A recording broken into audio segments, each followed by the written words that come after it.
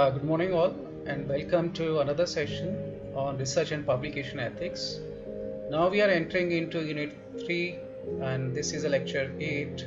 In lecture 7, we have bifurcated into 7A and 7B, and in 7A, we have discussed scientific misconduct, and in 7B, we had discussed redundant publications and scientific reporting of misrepresentation of data.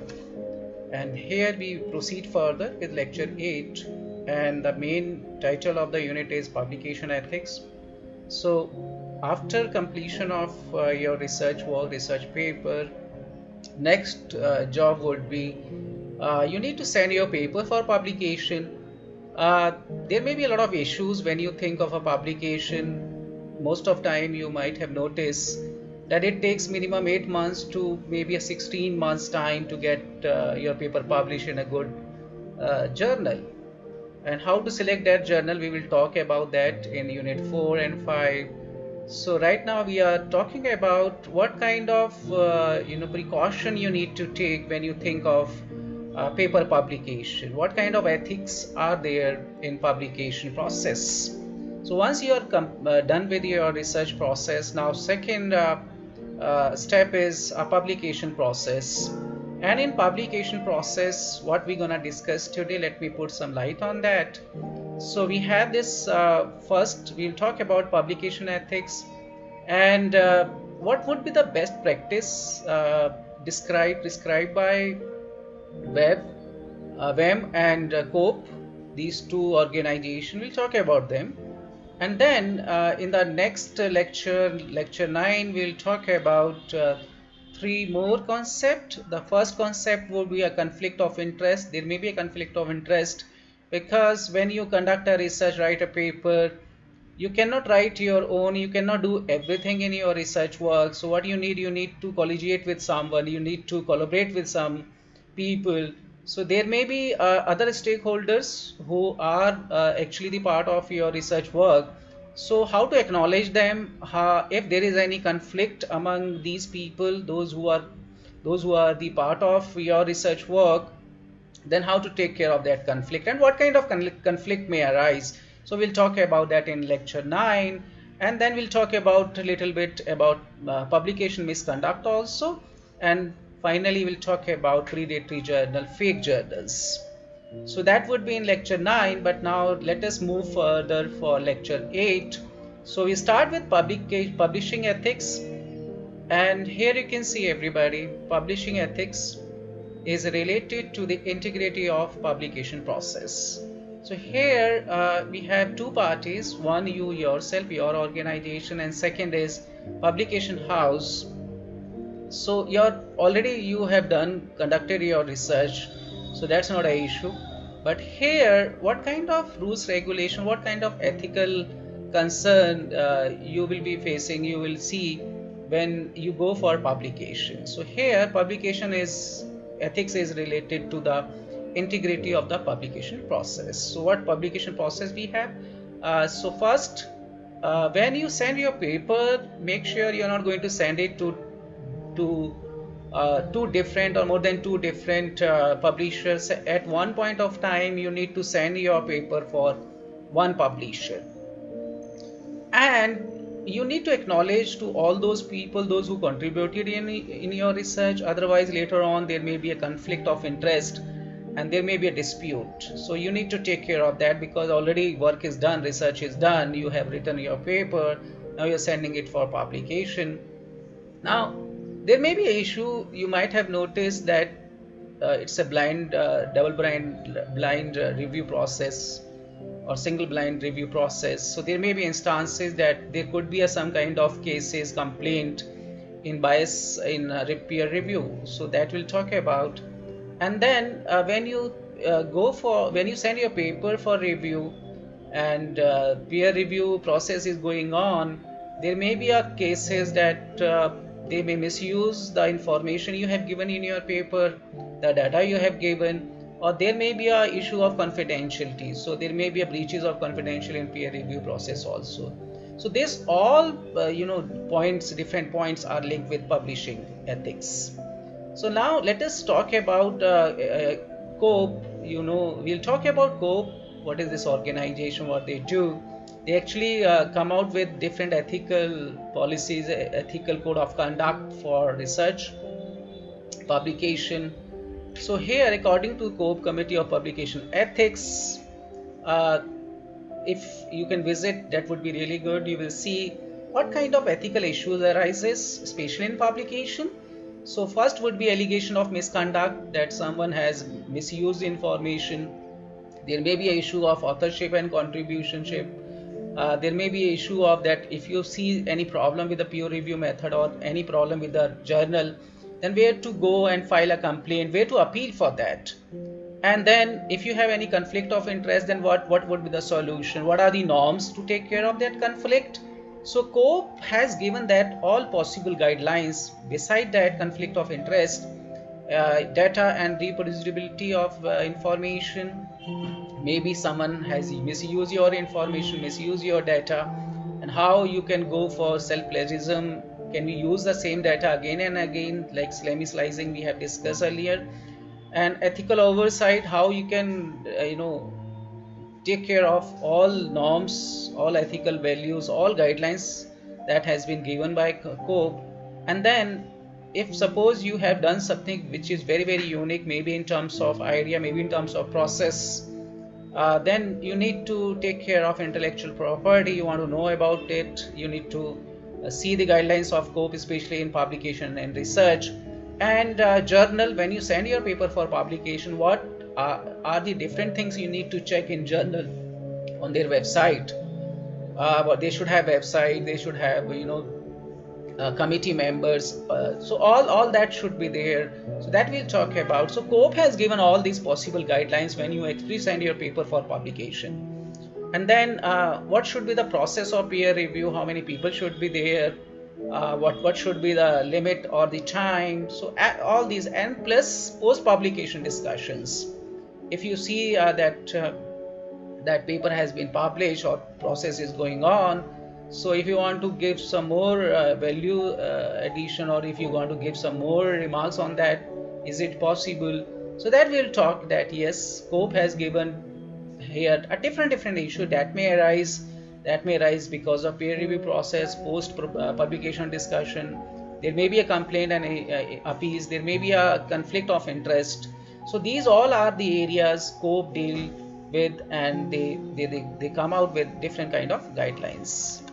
So let me go proceed further. And then here you see, when you think of a publication ethics, it's actually start when you have completed your research. So it's a start with the end of research, because now you'll be sending your paper for publication. But it's very important that not only at the end of the research, but at each step of the research, you need to follow that ethical norms. And what is ethics? You all aware of, I believe, set of rules, set of regulation.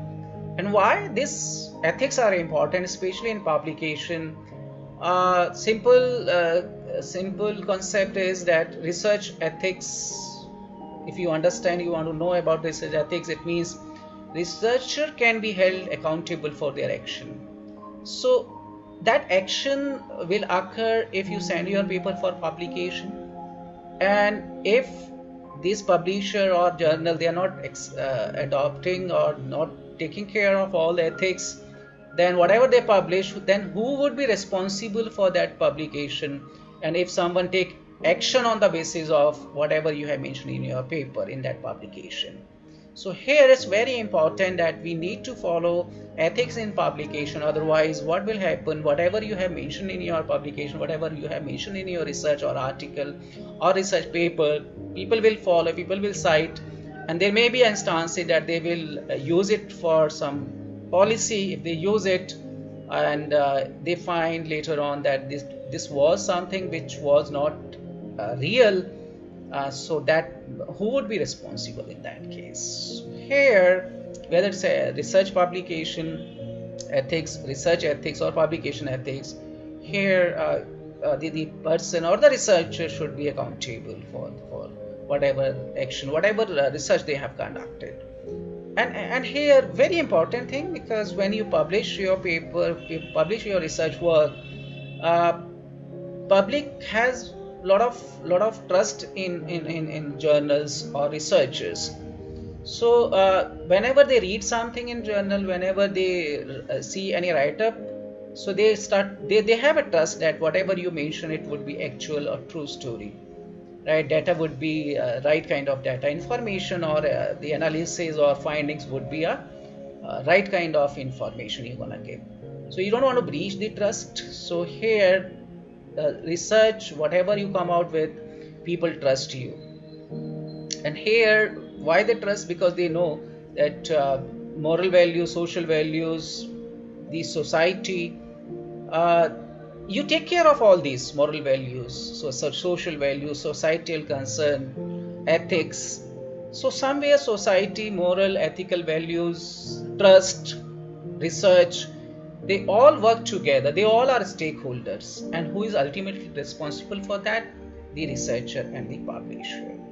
So here you can see more about ethical publication. Now we have ethical pillar of publication, two very important pillar, the stakeholders, because it's not a one individual person job to conduct research and get it published and work on that. But more than that, it's a kind of collegiality, it's a kind of group, it's a kind of working together, and they get it published, they send it for publication. Whatever they come out, it should be a joint work.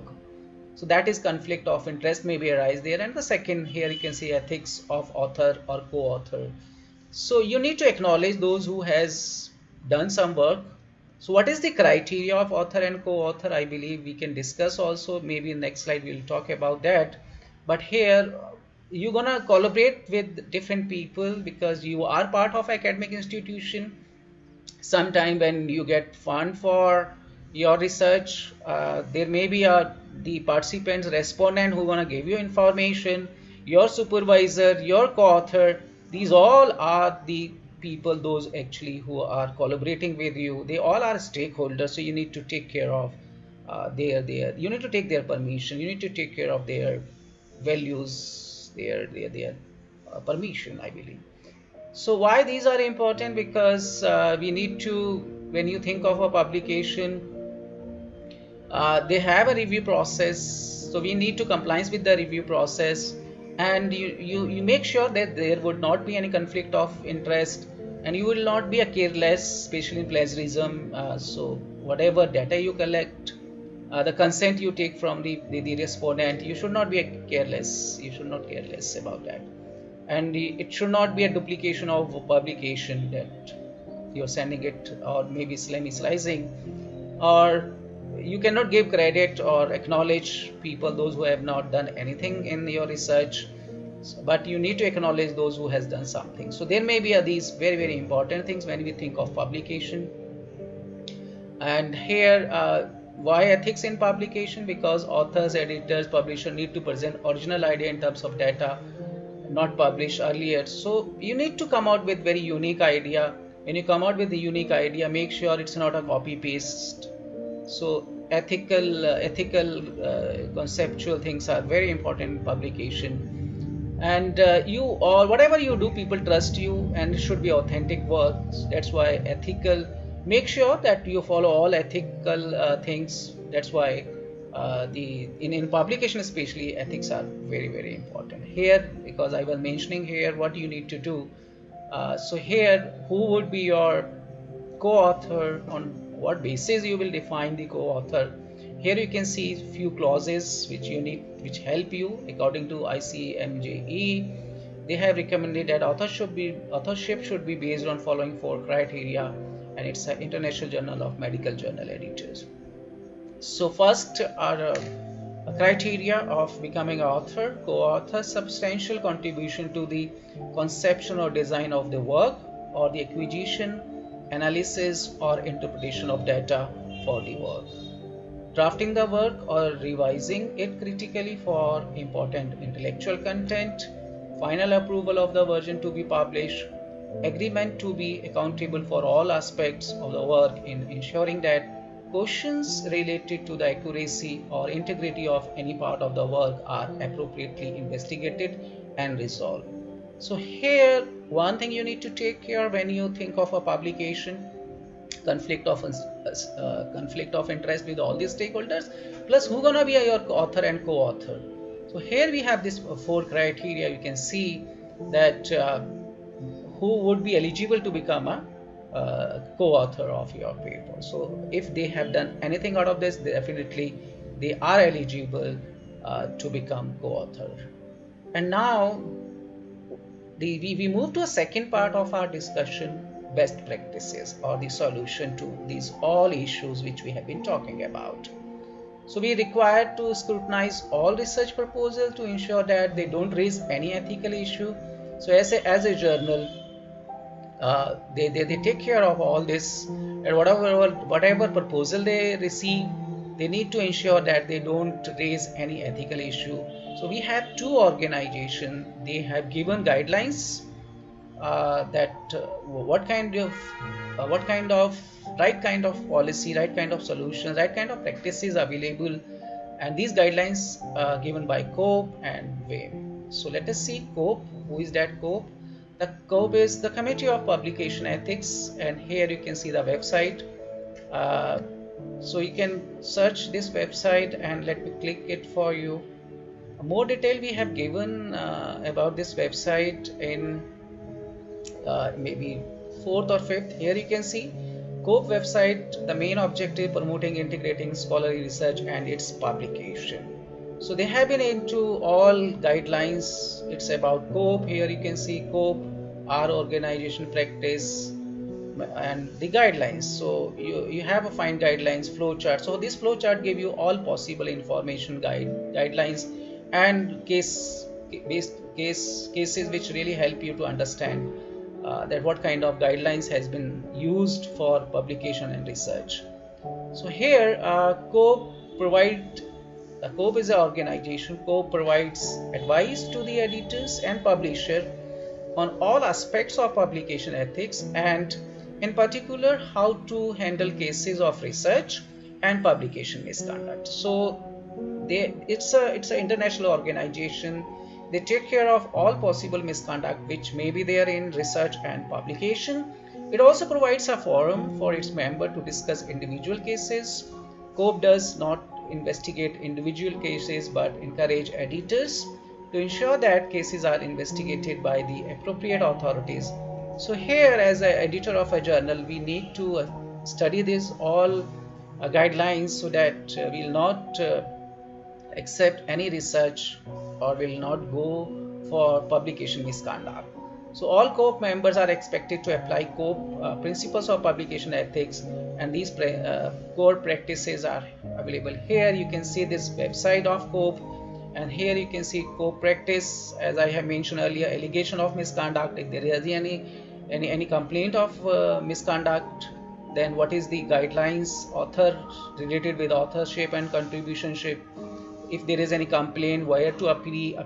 If there is any conflict of interest, then what is the solution. Data, misuse of data, ethical oversight. If someone has misused some information ethically, so we need to see the policy of taking consent from the respondent, intellectual property right, journal management, peer review process. So these all guidelines has been given here by CORE. So let us proceed further. COPE, this was about COPE, and you can go for this. And now we have WAME. It's a organization about the World Association of Medical Editors. So WAME is a global non-profit voluntary association of editors of peer-reviewed medical journals who seek to foster cooperation and communication among editors, improve editors' standards, promote professionalism in medical editing through education, self-criticism, and self-regulation, and encourage research on the principles and practice of medical editing. WAME develop policies and recommendation of best practices for medical journals, editor, and has a syllabus for editors that members are encouraged to follow. So here we have best practices by WAME, World Association of Medical Editors. So here you can see principle of transparency and best practice in scholarly publishing. WAME has collaborated with the committee of, they have collaborated with COPE, the Directory of Open Access Journals, and the Open Access Scholarly Publisher Association to develop the following principles. The principles are available on the websites of the all participating organizations. So here you can see website, a journal website including the text. So each and every journal should have website including text. It contains, shall demonstrate that care has been taken to ensure highly ethical professional standards. Right? Aim, scope, these all things should be there in the website. Then the very important thing, journal should give a name, and journal should be, name should be not be confused with the other journal, should be unique, and they should clearly, crystal clearly mention peer review process, right? So that we need to take care. And then ownership and management, they should give information ownership or management of a journal. Who is the management? Who is the owner of that journal? Website. So this information also should be there. And then governing body, journal shall have editor boards or other governing bodies whose members are recognized expert in the subject area, including within the journal scope. And then editorial team, their information, their email ID, their other information should be there with their full address. And then copyright and licensing, the policy for copywriting shall be, copyright shall be clearly stated in the author guidelines and the copyright holder name on all publisher articles. And then author fees, if any fee charges are there, then you need to take care of that, and that should be clearly mentioned that these kind of charges would be there, right? And then process of identification of and dealing with allegation of research misconduct. If there are any research misconduct, then where, what to do, how to approach this particular journal, or because COPE guidelines is also there, so that information is also there that they follow COPE guidelines. And then publication ethics, if there is any research misconduct and then there is any publication misconduct, they should the information should be clearly visible on the website. That should be a journal policy of an authorship and contributionship, how the journal will handle complaint and appeals, a journal policy on conflict of interest, competing interest, journal policy on data sharing and reproducibility, journal policy on ethical oversight, journal policy on intellectual property. And then publishing schedule, and they should give, whether it's a quarterly, they publish twice in a year, or annually they publish it. This information should be also clearly given in the website. And the access, the way in which the journal and individual article are available to readers, because sometimes you might have noticed you need to pay a huge amount, $30 to $40 to see a particular paper, and if a particular library want to subscribe that journal, it costs them a lot. So what kind of fee, what kind of charges are there to access that journal, that should be clearly mentioned on that. And archiving a journal plan for electronic background, preservation of access to the journal content, the past journals, that all in archive should be clearly mentioned. And the revenue sources, what kind of business model they have, revenue, what kind of, how do they earn revenue, is there any author fee or subscription, advertising, that also should be clearly mentioned. So this was about best practices, and thank you very much for joining this particular very informative session. In next section we'll talk about that would be lecture 9, unit 3. We'll talk about conflict of interest, publication misconduct, and predatory published journals. So thank you very much for joining, and we'll continue with the next lecture. Thank you very much.